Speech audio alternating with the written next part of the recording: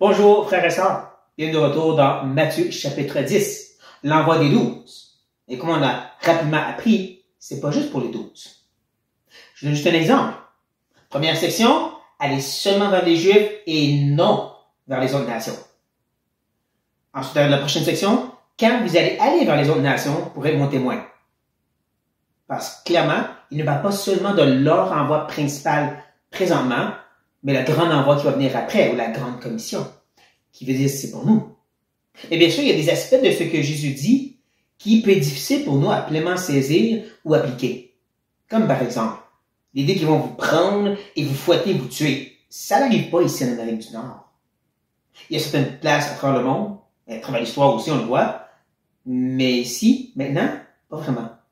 N'empêche, je vois que ce que Jésus leur dit est universel et intemporel. C'est pour nous aussi, maintenant.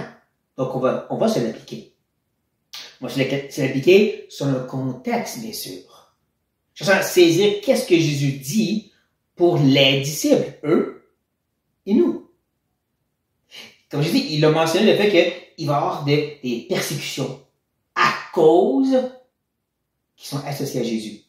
C'est ça la note qui nous amène à la prochaine section. Bien sûr, Jésus n'a pas parlé en section. C'est un gros message, mais nous le coupons en section pour notre bien. Donc, il va y avoir la persécution à cause associée à moi, et on arrive au verset 24. Le disciple n'est pas plus grand, n'est pas plus que le maître, ni le serviteur plus que son Seigneur. C'est là qu'on comprend un peu le thème qui va dominer cette section. L'idée de justement s'associer à Jésus, le disciple avec le maître, le Seigneur et le serviteur. Et aussi, c'est là qu'on voit la répétition, les synonymes. Tellement Jésus a rarement, si pas jamais, utilisé le terme Seigneur pour parler à lui-même, et encore moins parler de serviteur ou esclave pour parler de ses apôtres. Faire rarement comme Jésus. Il y a des petits moments que ça glisse. N'empêche, on comprend que c'est un synonyme, c'est pour parler de cette idée d'association. Une association avec le maître et ce Seigneur. Une association, qu'on va voir, qui est très coûteuse. Il suffit aux disciples d'être traités comme son maître et aux serviteurs comme son Seigneur. S'ils ont appelé le maître de la maison Belzébul, à combien plus forte raison appelleront-ils ainsi les gens de sa maison? Encore une association coûteuse. Comment ils ont traité le maître? On sait, ultimement, ils l'ont pris, ils l'ont maltraité, abusé et crucifié. Bon, rien qu'il dit de me suivre, ça va vous coûter de prendre votre croix. Parce que c'est littéralement ça que lui allait vivre. Et c'est un exemple ici de comment il a été appelé. Belzébul. Quelque chose qui pour nous, ça serait pas si grave, un nom. Tu me traites de nom, c'est quoi? Mais dans ce temps-là, d'associer quelqu'un à quelque chose comme Belzébul, un faux dieu, un démon, c'était très sérieux. Dans un monde où est-ce qu'on croyait aux divinités, on croyait à l'éternel, comme on ne voit pas de nos jours. C'était très grave, donc, d'associer quelqu'un à quelque chose de très malsain, ainsi. Un peu comme, de nos jours, on va dire, maudit ça, maudit ci, puis ça change rien, mais dans ce temps-là, de maudire, ça impliquait vraiment qu'il y avait une puissance magnifique derrière ça. Comme vraiment une créature qui va venir te maudire. Donc, il y a quelque chose derrière cette attaque verbale de l'appeler Belzébul. Au point de dire que c'est tellement démoniaque, faut te tuer, faut te détruire, comme ils l'ont fait. Donc, c'est très sérieux, cette appellation. Et ne manquez pas comment Jésus, il fait ce qu'on aime appeler du plus petit au plus grand. Une argumentation où est-ce que tu prends un certain cas et tu montres la version plus pire. Si c'est comme ça, Belzébul, qui traite le Seigneur, le Maître, combien plus forte raison. Ça va être encore pire, si vous voulez, pour ceux de sa maison. Probablement, la référence est à sa famille. Comme il a dit, je les appelle mes frères et mes sœurs. Donc, s'il y a cette attitude à cause de cette association au Seigneur, ça va être très dangereux d'être associé à lui. Comme je dis, qu'on ne voit pas autant de nos jours, mais qu'on l'a vu à travers l'histoire. Et quand certains s'opposaient à la doctrine catholique, l'Église catholique qui dominait le monde presque. Un traitait de démoniaque, de sorcière, d'hérétique, et on brûlait vivant. C'était sérieux de vouloir s'attacher à la vérité à l'encontre de cette fonction religieuse qui existait. Donc, c'est sérieux. Ça peut faire peur. Et c'est pour ça que Jésus, maintenant, va se lancer dans ce qu'on peut appeler les triples « craignez pas ». Il dit « ne les craignez donc point, car il n'y a rien de caché qui ne doivent être découverts, ni de secrets qui ne doivent être connus. » Comme j'ai 3 fois, Jésus va dire « il ne faut pas craindre ». Pas craindre quoi? Pas craindre pourquoi? Ben là, il dit la chose à ne pas craindre, c'est d'ouvrir sa bouche. Si ces gens savent le message que tu apportes vient ou est associé à Jésus, qu'eux ont crucifié, ça va être tentant de vouloir étouffer cette parole en étouffant la personne. Et donc, tentant pour la personne de dire « je vais me taire ». Un peu comme de nos jours, même en Amérique du Nord, où certains supposés prédicateurs vont pas parler de péché, de jugement éternel, juste dire « Jésus t'aime ». Non, il ne faut pas cacher ces choses. Justement, il y a un jeu de mots ici avec l'idée de cacher et de littéralement révéler, comme révélation. C'est pas laisser une couverture dessus, ça doit être révélé. Le mot révélé veut comment dire d'enlever le recouvrement. Et là, il encore fait la répétition, encore des synonymes, des choses secrètes qui doivent être connues. Ça ne veut pas dire des messages secrets. Ça, c'est du gnosticisme. Et c'est même assez présent dans le monde chrétien de nos jours. Cette idée que moi, j'ai reçu des nouveaux messages de la part du Seigneur, puis je vais vous les partager. C'est pas de ce que Jésus parle. Il va justement expliquer, quand il continue, il dit « Ce que je vous ai dit dans les ténèbres, dites-le en plein jour. Et ce qui vous est dit à l'oreille, prêchez-le sur les toits. » Rappelez-moi qui parle, c'est premièrement aux 12. Ça devrait nous faire penser. Le discours de la chambre haute. Jean 14, 15, 16, et bien sûr ensuite la prière.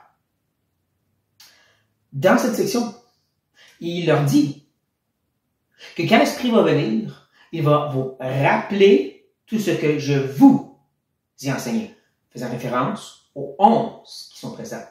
Parce que c'est eux qui ont été enseignés personnellement par Jésus. Pas moi, pas vous, eux. Et il va aussi vous enseigner toutes choses, tout ce qui Jésus n'a pas enseigné. Et c'est là qu'on devrait penser, premièrement d'un bord, les écrits de Matthieu, Marc, Luc, mais aussi de l'autre côté, les écrits de Pierre, Paul et Jean, les épîtres. Les évangiles et les épîtres, ce que je vous enseigne et toute autre chose. Et tout ça, c'est déjà révélé. Ça s'appelle la Bible. C'est ça les choses que Jésus leur a partagées à eux et qui sont maintenant pour nous. Sauf que Paul parle, dans Éphésiens chapitre 3, qu'il y avait un mystère caché de l'Évangile dans l'Ancien Testament que lui a été mandaté pour révéler. C'est tout fait. Mais quand même, il dit que ce que je leur donne dans les ténèbres cachées, doit être dit en plein jour. Vous voyez le jeu de mots. Un peu la même chose ici, chuchoter à l'oreille, comme vraiment 1 à 1. Quand tu chuchotes, c'est 1 à 1. On va prêcher sur les toits. Les hauts lieux, les tops de la montagne, les places publiques, c'était la place pour faire entendre. C'est ça l'idée ici. Moi, je dis une oreille, une à la fois, vous criez d'une façon que tout le monde peut entendre. Ça va dire littéralement, va dans la rue, commence à crier les choses. C'est publie le message, n'aie pas peur. Quel message? Celle de Jésus, celle de l'Évangile, celle de cette saine doctrine qui est déjà présentée dans la Bible. De ne pas avoir peur de partager ces choses. Parce que quand on se rappelle, on est associé à Jésus et il veut nous faire du mal. C'est pour ça que Jésus revient à la charge maintenant. Il dit, ne craignez pas ceux qui tuent le corps et qui ne peuvent tuer l'âme. Craignez plutôt celui qui peut faire périr l'âme et le corps dans la géhenne. Jésus présentant les deux réalités de l'être humain, le physique, le spirituel, le corps, l'âme. Il y a une réalité où ces gens qui veulent étouffer le message et qui vont littéralement chercher à étouffer les gens, peuvent juste tuer le corps, peuvent juste enlever ta vie physique, mais spirituellement, ils ne peuvent rien faire. Même s'il y avait des moments à travers l'Église catholique romaine où est-ce qu'ils pensaient vraiment damner des gens, vraiment les envoyer en enfer parce qu'ils brûlaient leurs ossements et des choses comme ça, ils n'ont pas ce pouvoir. Il y en a un qui a le pouvoir. Quand il parle de craindre, celui qui peut faire périr l'âme et le corps, fait référence au Père, à Dieu Tout-Puissant. Maintenant, oui, il dit périr, mais on comprend. Il parle d'aller dans la place de géant et le feu qui ne s'éteint jamais. Parce qu'ailleurs, Jésus va justement dire qu'il y a deux possibilités. La vie éternelle ou le jugement éternel. Et c'est dans le même contexte, en même temps qu'il utilise ce mot-là éternel. Donc, il l'utilise de la même façon. Il fait juste faire comprendre et faire un jeu de mots avec cette idée de périr le corps et périr l'âme, mais on comprend l'idée. La vraie personne à craindre, c'est l'éternel, non pas l'être humain. Mais pas juste le craindre dans le sens trembler. Rappelez-vous, il parle à des gens qui veulent être ses disciples. C'est pour ça qu'il revient à la charge et qu'il ajoute, devant ton pas, 2 passereaux pour un sou. Cependant, il n'en tombe pas un à terre sans la volonté de votre Père. Et même les cheveux de votre tête sont tous comptés. Ne craignez donc point. Vous valez plus que beaucoup de passereaux ou de moineaux. C'est peut-être un mot plus moderne. Si ces petits moineaux qui se vendent à une scène, qui pourtant Dieu règne sur toute vie, on pourrait dire tout insecte, dans son souverain règne, il n'y a pas de détail qui l'échappe. Au point même qu'il compte les cheveux, ça ne vaut même pas un sou. Tu comptes tous tes cheveux, ça ne vaut même pas un sou. Mais c'est important, pourquoi? Parce que c'est rattaché à ta personne. Dieu se préoccupe des créatures, mais encore plus, c'est fait à son image. Celles qui sont ses enfants. Celles qui sont les disciples de son Fils. Donc oui, la crainte du jugement, on ne manque pas cela, mais la confiance dans ce Dieu qu'il nous envoie avec le message de Jésus-Christ. Et donc de ne pas garder nos bouches fermées. Il ne faut pas craindre de parler. Il ne faut pas craindre la souffrance qui peut venir de nos vies. Il ne faut pas avoir cette crainte-là. Et c'est là que Jésus amène à sa conclusion, son application, au moins pour cette section. Cette section, rappelez-vous, de association avec Jésus. Il dit ceci. C'est pourquoi quiconque me confessera devant les hommes, je le confesserai aussi devant mon Père, qui est dans les cieux. Mais quiconque me renie devant les hommes, je le renierai aussi devant mon Père, qui est dans les cieux. Encore, dans les cieux, Dieu règne, il est souverain, roi des rois. Dieu est dans les cieux, il fait ce qu'il veut, comme ça dit dans les psaumes. C'est un rappel, c'est qu'il mentionne comme ça. Si d'un côté, tu es prêt à confesser Christ, vraiment encore de professer la vérité, il est le seul chemin, la seule vérité, nul n'est au Père que par lui. Si tu le professes ainsi, il va professer te connaître devant le Père. Mais de l'autre côté, qui devrait quand même nous saisir d'une crainte si on le renie. Et je ne crois pas que c'est juste verbalement. Parce que dans le Sermon sur la montagne, Jésus dit qu'il va y avoir des gens qui vont professer « Seigneur, Seigneur, on a fait des miracles en ton nom. » Même que Pierre et Jude parlent des gens qui professent le Seigneur Jésus. Mais la façon qu'il les présente, ces gens, ne sont pas des croyants. Donc, c'est pas juste de dire « on reconnaît Jésus ». Parce qu'ultimement, Jésus dit « je ne les ai pas connus ». Pourquoi? Ils ont fait le métier où ils ont vécu dans l'iniquité, dans le péché. Donc, il y a une réalité que par notre vie aussi, on peut le renier. Et qu'ultimement, il va nous renier. On se rappelle bien sûr que le salut, c'est pas juste je crois, point, c'est je crois et j'ai un nouveau cœur. Ou comme Jean dirait, une foi qui est vivante, c'est qui produit du fruit. Parce que c'est Dieu qui le produit en nous. N'empêche.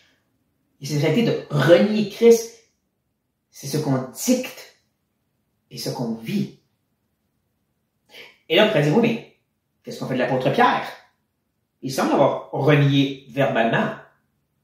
Et c'est là qu'il faut faire attention à ce qu'on appelait l'exemple ne fait pas la règle. L'exemple ne fait pas la règle. Je ne dis pas comme il faut, mais bon.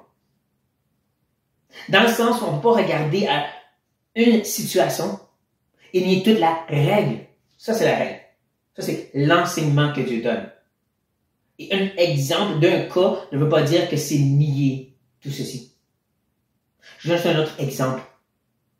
La Bible parle clairement, je viens de mentionner, la vraie foi qui sauve, c'est celle qui porte du fruit, celle qui est vivante, celle qui sanctifie. Ah, certains vont dire, la rend sur la croix. Lui, il a vraiment cru, puis il n'a pas porté aucun fruit. Ça, c'est encore, c'est l'exemple qui ne fait pas la règle. Pas parce qu'une situation spécifique où la personne est morte tout de suite après, veut dire que ça rejette tout le reste des commandements de la Bible, comme ici. Ou est-ce que Paul, Jacques, Pierre ont parlé de la même façon? Jean aussi, dans 1 Jean. Cette idée de renier de par ce qu'on enseigne et de par qu'on vit, parce qu'aussi on est renié par lui. Ceci devrait nous saisir, nous faire réfléchir à ce qu'on va prêcher maintenant. Comme je dis, on n'était pas les fils de se mettre à mort, mais quand même, on a des fois la crainte de carrément dire l'enfer, jugement, péché, Jésus le seul chemin. Mais ça, c'est la crainte de l'homme qu'il ne faut pas avoir. Faisons confiance à notre Dieu et professons cette vérité sur tous les toits. Jésus seul sauve. Et il sauve du péché et du jugement.